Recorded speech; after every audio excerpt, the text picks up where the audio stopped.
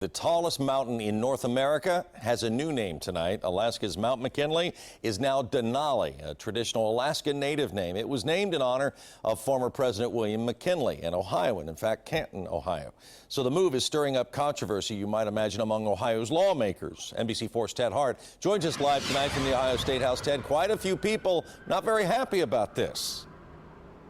Well, it was a wave of Ohio politicians that expressed outrage about the president's decision. After all, William McKinley is a big deal in Ohio's history, and having his name on that mountain gave that connection to Ohio's history really an international presence. It was Denali before it was McKinley. A gold prospector named it McKinley in 1896, and the name stuck, at least officially.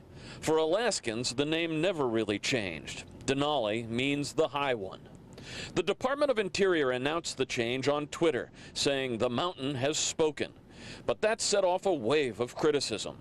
Ohio Representative Bob Gibbs called it a political stunt. Governor John Kasich said the president oversteps his bounds. And Senator Rob Portman said he was disappointed. Well, I mean, it's another example where we've been working on this in Congress for years. We had made these concessions for having the park itself named Denali. I think they should have kept the peak McKinley. At the Ohio State House, McKinley is remembered as a towering political figure, a two-term governor, a native of Niles, Ohio, and the 25th president.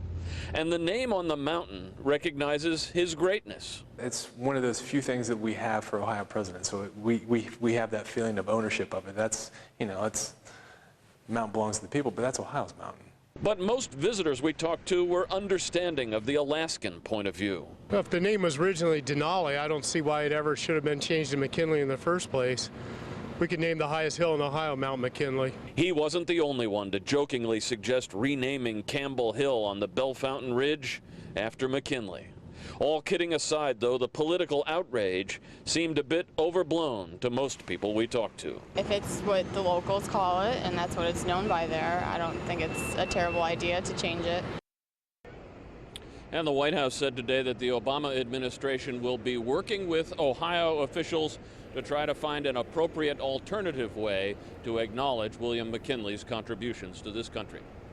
Live at the State House, Ted Hart, NBC4.